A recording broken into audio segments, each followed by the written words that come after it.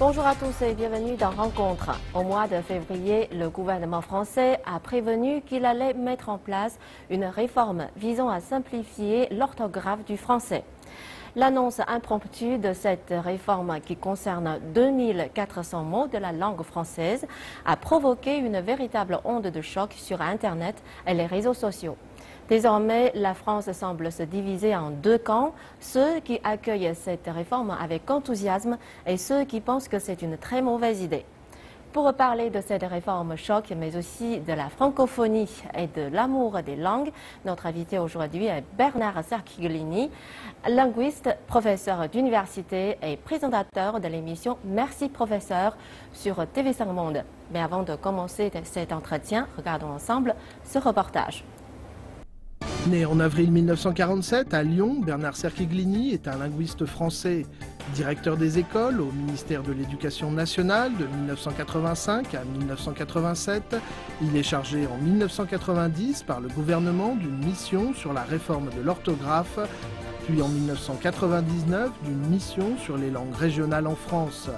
Il est surtout connu du grand public pour son émission pédagogique Merci Professeur, diffusée sur TV5 Monde et dans laquelle il réussit à rendre limpides et passionnantes les règles de la grammaire.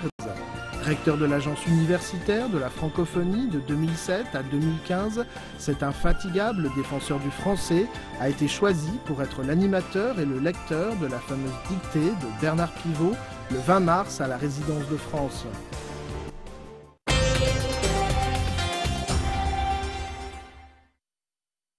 Bonjour, Monsieur Cerchiglini. Bonjour. Bienvenue dans notre émission. Récemment, le gouvernement français a annoncé la mise en place d'une simplification de l'orthographe. Donc, beaucoup de gens affirment qu'avec cette réforme, c'est la langue de Voltaire qu'on assassine. Ils craignent qu'avec la disparition de l'accent circonflexe, la langue française perde l'une de ses plus charmantes particularités. Et dans les années 90, vous avez été chargé d'une mission pour la simplification de l'orthographe. Donc, vous êtes pour ou contre cette réforme? Forcément pour, puisqu'il y a 26 ans, le Premier ministre m'a demandé d'animer le groupe d'experts formés des meilleurs spécialistes de l'orthographe en liaison avec l'Académie française pour préparer ce qui n'est pas une réforme, mais une petite simplification de l'orthographe dans des domaines où il fallait depuis longtemps simplifier, corriger. Vous avez dit 2400 mots, en comptant tous les mots touchés, même les plus rares. Si l'on prend les mots vraiment fréquents dans la langue, on obtient un nombre d'environ 800 à 900 mots. C'est très très mesuré et c'est moindre que ce que l'Académie française elle-même a fait dans le passé. Donc, ce n'est pas une réforme, ce n'est pas un bouleversement, c'est un petit ajustement nécessaire. En fait, c'est une bonne nouvelle pour les apprenants du français, n'est-ce pas? Oui, il ne s'agit pas de changer nos habitudes, à vous et à moi. Il s'agit de penser à ceux qui vont apprendre la langue ou bien qui vont créer de nouveaux mots. On hésite parfois quand on crée un mot, parce qu'on a inventé un objet. Et donc, pour cela, nous avons simplifié certaines règles accentuelles, certaines graphies et donné des procédures simples. Mais en fait, il y a des gens qui sont contre cette simplification parce qu'on dit que la langue française, c'est une langue qui est très soulignée et qui fait très attention à beaucoup de détails. Donc maintenant, c'est avec la simplification du français, est-ce que ça va créer des effets négatifs à la langue ou à la culture française? Non, du tout. D'une part, cela va faciliter légèrement son apprentissage. Ensuite, cela va montrer qu'il s'agit d'une langue vivante qui sait évoluer. On ne va pas garder éternellement des anomalies. Vous dites un événement. Et on met un accent aigu. Pourquoi? Parce qu'au XVIIIe siècle, quand on a publié le dictionnaire de l'Académie française, l'imprimeur a manqué d'accent grave. On le sait par sa correspondance. Il a donc mis, en attendant, un accent aigu. Et on a maintenu cette erreur. Corrigeons, montrons que nous pouvons faire bouger la langue d'une façon rationnelle et mesurée. Mais ça ne va pas rendre le français trop banal et perdre son attrait? Non, l'attrait du français, il vient de sa grande littérature, de sa culture, de son expansion mondiale. Il ne vient pas du fait que toute la famille de Chariot, Charette, Charroyer, etc., ont deux R, sauf Chariot. Mettons un deuxième R à Chariot, simplifiant la famille, et voilà, l'attrait du français, il est aussi dans sa capacité à évoluer.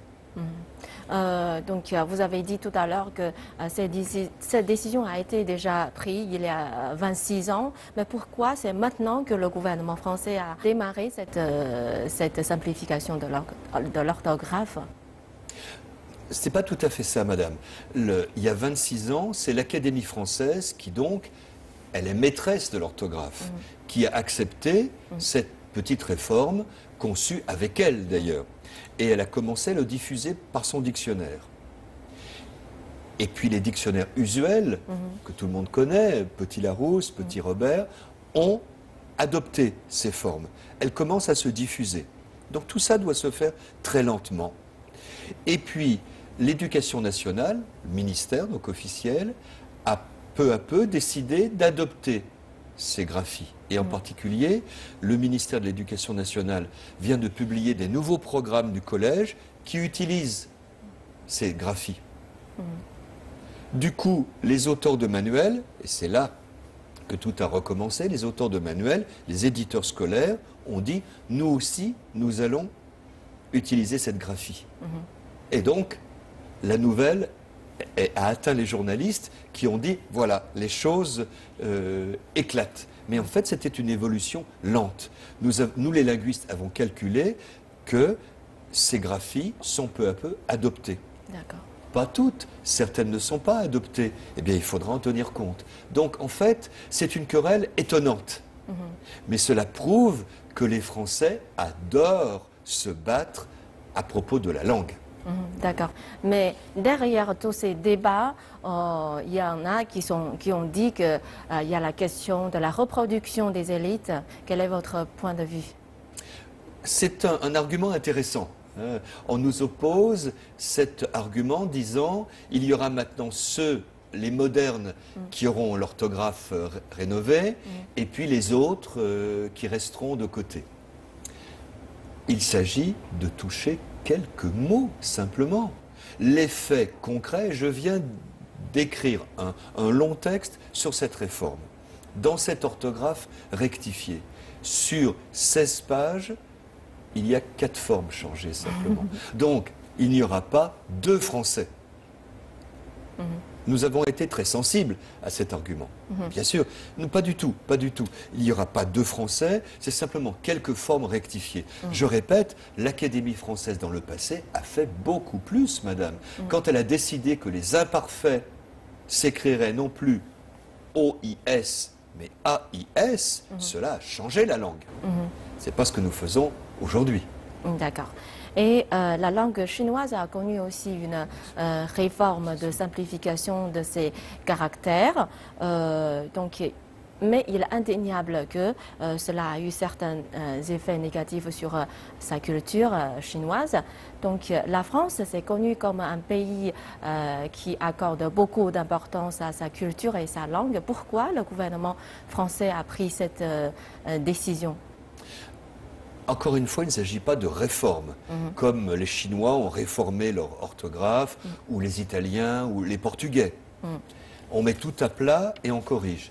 Il s'agit, non, d'ajustements réguliers. Pourquoi? Je vais vous le dire. Au XVIIe siècle, on a créé l'Académie française. Elle a publié son premier dictionnaire en choisissant une orthographe. Elle a pris l'orthographe la plus traditionnelle, la plus compliquée. Elle l'a reconnue ensuite. Et donc, elle n'a cessé de se corriger elle-même. Donc, en fait, au lieu d'avoir une révolution, nous avons des petites réformes régulières. La dernière faite par l'Académie date de 1932. Depuis, rien ne s'était passé. Et bien en 90, nous avons fait une nouvelle petite campagne de correction. Donc, une série de petites réformes, pas de révolution. D'accord. Les Français n'aiment bien les révolutions, mais pas en matière de langage. Ils sont conservateurs. Ouais. Comme vous avez dit que les Français sont très fiers de leur langue et de leur culture, parce que je vais raconter ma propre histoire. En 2002 et 2003, je suis allée en France, mais avant de partir, mon professeur m'a dit qu'il fallait absolument parler français avec les Français, mais pas l'anglais, parce que les Français sont très fiers de leur langue. Ils ne veulent pas parler l'anglais. Donc avec la mondialisation et l'évolution du monde entier, est-ce que ce phénomène existe encore dans la société française ou bien c'est déjà changé? Il existe encore, parce qu'on a cette querelle de gens qui disent tout est détruit parce que l'on change l'orthographe de 800 mots. Certes, ceux-là ont un amour extrême du français. Ce sont des puristes, des conservateurs. Bon. Mais globalement, les choses changent. Je trouve que les Français ont un amour beaucoup plus intelligent de la langue. Ils ont compris que le français est mondial, qu'il y a dans le monde d'autres langues. Ils apprennent des langues étrangères, ce qui est extraordinaire. Et donc, on va suivre de près cette affaire de l'orthographe. Si tout se passe bien, si les Français adoptent ces corrections, ils auront montré qu'ils peuvent avoir un amour dynamique de la langue. Je suis plein d'espoir et j'attends avec intérêt. Parce qu'en Chine, il est presque tout l'inverse, parce que la nouvelle génération de parents qui sont nés dans les années 80, ils apprennent à leurs enfants d'apprendre l'anglais depuis leur enfance, dès qu'ils sont nés presque. Mais on y voit une grande différence entre l'esprit chinois et français. Comment voyez-vous cette différence? Pendant longtemps, le français a été la langue dominante en Europe. Bien. Elle ne l'est plus. Eh bien voilà. L'Europe n'a pas besoin d'une langue dominante, elle a besoin d'un plurilinguisme. L'Europe, c'est un bouquet de langues. Les Français ont peu à peu compris cela. Cela signifie que le français n'est plus hégémonique, ne pleurons pas, mais ça signifie qu'il a toute sa place. Il faut donc apprendre les langues étrangères. L'Europe et le monde sont plurilingues. Et on a une nouvelle génération de Français qui apprennent les langues, qui sont fiers de leur langue, et c'est très bien, mais qui savent que être, en particulier européen, c'est parler plusieurs langues et en comprendre d'autres. On est vraiment, dans ma carrière, j'ai vu ça, on est passé du point de vue hégémonique français au plurilinguisme. C'est encore difficile, certains n'ont pas encore compris cela, d'où les querelles. Mais globalement, nous allons vers une langue française mondiale et qui dialogue avec les autres langues. C'est en tous les cas ma conception. Donc cette fois-ci, vous êtes venu en Chine, c'est pour la fête de la francophonie. Oui, avec mon grand bonheur. Oui, Oui. donc que représente pour vous la francophonie? C'est l'expansion du français. Ce qui me plaît, c'est que le français est une langue de culture, de savoir, une langue mondiale et une langue de la grande diversité. C'est ça qui est beau dans le français. Donc je ne suis pas puriste, je ne suis pas attaché à des formes gravées dans le marbre. J'aime le français tel que vous le parlez, madame, tel qu'on le parle à Montréal, à Bruxelles, à Dakar. Une langue vivante qui dialogue, qui emprunte des mots, ce n'est pas gênant d'emprunter, mais qui permet à des millions de gens d'apprendre, de se cultiver et de communiquer. C'est ça que j'aime dans le français, cette grande langue vivante du monde. Est-ce que vous vous considérez comme un gardien de la langue? Vous savez, je suis membre d'un groupe poétique qui s'appelle l'Oulipo, fondé par Raymond Queneau, et quand j'ai été élu, on m'a nommé gardien de la langue et gardien de phare. Donc je suis à la fois gardien du français et gardien de phare, les lumières. Non, la langue, elle se garde elle-même. Disons que je suis plutôt quelqu'un qui accompagne le français, qui accompagne dans sa modernité. Je me suis occupé aussi d'aider à la création de mots féminins pour les professions. Je me suis occupé aussi de dialogue avec les langues régionales. Je suis plutôt quelqu'un qui accompagne le dynamisme de la langue. Et là, on a quelque chose qui est réussi. Concernant la francophonie, il y a des pays francophones et des pays francophones observateurs. Il y a encore la troisième, c'est pays associés, Oui. voilà. Mais pourquoi on fait cette catégorie, trois catégories de pays francophones? Quelles sont leurs différences?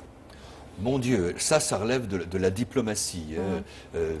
Il y a trois cercles, les pays qui sont réellement francophones, les associés, puis les observateurs qui viennent aux réunions. C'est très intéressant, très intéressant. Moi, je suis linguiste. Je distingue autrement. Je distingue des cercles différents. Les pays où on est francophone de naissance, les pays où l'on est francophone après être allé à l'école et où on se sert du français tous les jours, comme certains pays africains, et puis les pays francophiles. Et la Chine est un pays francophile. Et il faut faire jouer ces trois choses. La francophonie de naissance, la francophonie d'école et la francophilie. Ce n'est pas tout à fait les trois catégories de la politique. Mais cela peut s'articuler. D'accord. Ok. Dans l'esprit de beaucoup de Chinois, tout ce qui concerne la France est romantique. Par exemple, Paris est la capitale du romantisme et la langue française est romantique, etc. Donc, d'après vous, d'où vient ce charme particulier de la langue française et de la France? La langue française s'est vue dans l'histoire associer des valeurs. Une culture, une littérature. Et ce que nous aimons, nous, dans la langue française, ce sont des valeurs qu'on peut qualifier romantiques, très générales, c'est-à-dire Victor Hugo, l'expansion, le dynamisme. Ce que j'aime dans la France, c'est son courage intellectuel, son courage physique aussi. C'est une France, c'est comme le général de Gaulle, c'est quelqu'un qui, quand il faut, dit non. Donc appelons ça le romantisme, appelons ça le courage. Moi j'aime de Gaulle, j'aime Clémenceau, j'aime Victor Hugo. Voltaire, il n'était pas romantique, Voltaire. Mais c'est cette façon d'avoir du courage intellectuel, de l'humour. J'aime aussi Arsène Lupin, qui est un personnage que j'aime infiniment. C'est cette France-là qui est belle. Cette France qui est courageuse, qui sait dire non, qui sait dire oui aussi, et qui donc sait accepter que l'on modernise sa propre langue. Allons, soyons courageux, acceptons cette réforme de l'orthographe. Comment comprenez-vous le mot romantisme? Est-ce que vous savez déjà que les Chinois pensent que la France est romantique? Et ce romantisme, est-ce que c'est différent de celui que vous pensez dans votre esprit? Oui, j'ai parlé avec beaucoup de Chinois. Le romantisme pour eux, le romantisme français, c'est lié à l'amour, lié à la tendresse, lié à la musique. Moi, mon romantisme, il est plutôt celui de Victor Hugo, c'est-à-dire le courage, le fait de monter à l'assaut, de s'exprimer. C'est un autre romantisme. Il peut être amoureux aussi. Mais en tous les cas, nous aimons, nous, quelque chose qui n'est pas tout à fait le classicisme français, lequel est un peu froid. Versailles, c'est très froid. Moi, j'aime plutôt ceux qui ont de l'humour, du panache et du dynamisme. Et je mets là-dedans de Voltaire à Hugo et à De Gaulle partant pour Londres, tout seul, pour résister. Ça, c'est ce que j'aime dans le caractère français. Voilà. D'accord. Vous êtes présentateur de Merci Professeur, qui a une chronique diffusée sur TV5 Monde. Donc, est-ce que vous avez reçu des réactions de la part des téléspectateurs chinois? Est-ce qu'il y a des messages qui vous ont particulièrement marqué? Alors, je reçois beaucoup de questions par jour, puisque en moyenne, entre 50 et 100 questions par jour. Je reçois suffisamment de questions pour faire mon émission pendant encore 3 siècles. Donc, je suis tranquille. 3 siècles d'émission devant moi. Et donc, je reçois des questions de Chinois, en effet, sur des points de grammaire, sur des points d'orthographe. Et en particulier, j'ai reçu beaucoup de questions de jeunes Chinois qui s'inquiétaient pour la réforme de l'orthographe. Donc je vais bientôt enregistrer une émission pour rassurer, calmer et dire que cela touche très peu de mots. Est-ce que vous êtes content de recevoir tous ces courriers chinois? Oui, parce que ça prouve une fois de plus le dynamisme de la francophilie chinoise. Je suis venu ici pour les as du français. J'étais hier pour la dictée de Pivot et croyez-moi, les candidats étaient brillants, absolument brillants.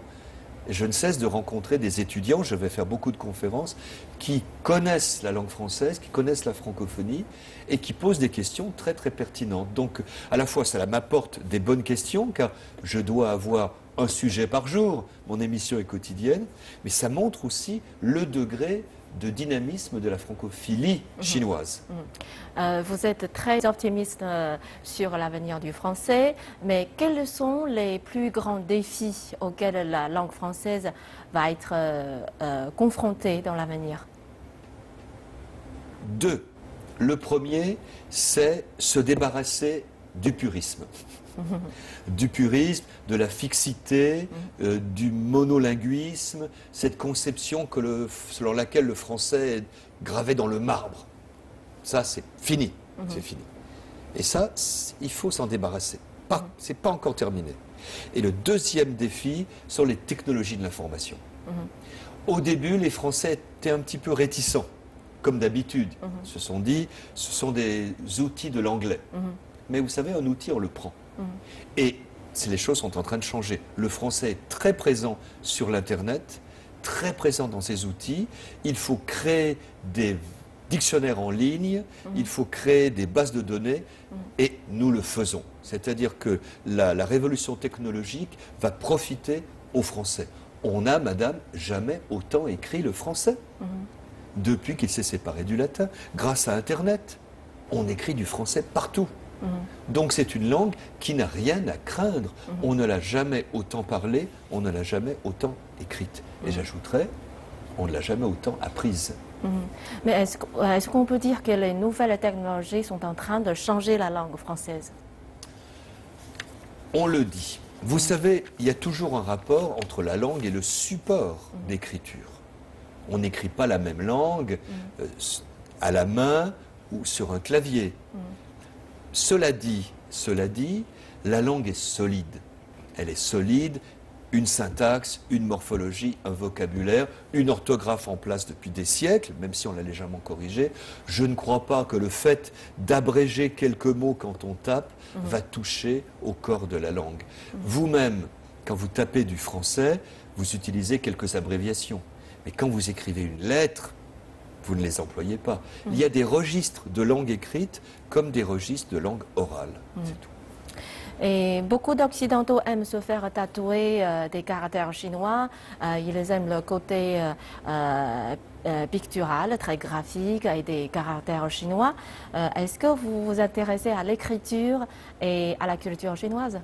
Ah, la calligraphie chinoise est une merveille, vraiment une merveille. Et c'est mon deuxième voyage en Chine. Et pour le troisième, je vais commencer à apprendre le chinois. Vous allez parler le chinois parfaitement. La prochaine fois, ça sera en chinois. Et surtout, ce que je voudrais, c'est prendre des cours de calligraphie. Je trouve que là, on a une sorte de danse du geste. C'est magnifique. C'est très très beau. Et cela m'a fait comprendre d'ailleurs qu'on peut aimer l'orthographe française. On peut aimer les signes de la langue. Les conservateurs n'ont pas toujours tort. En particulier, c'est voir un calligraphe chinois qui m'a fait comprendre l'amour de l'accent circonflexe. On a un peu de calligraphie dans le français. Il faut en tenir compte. Nous avons été peut-être un petit peu trop fermes dans la réforme d'il y a 25 ans. Je crois qu'il ne faut pas toucher au circonflexe. C'est un signe calligraphique. Ma dernière question, la France possède une organisation qui s'appelle l'Alliance française, qui a été créée dans le but de renforcer le rayonnement culturel français partout dans le monde. Et en Chine, il y a les instituts Confucius qui sont chargés de faire rayonner la culture et la langue chinoise.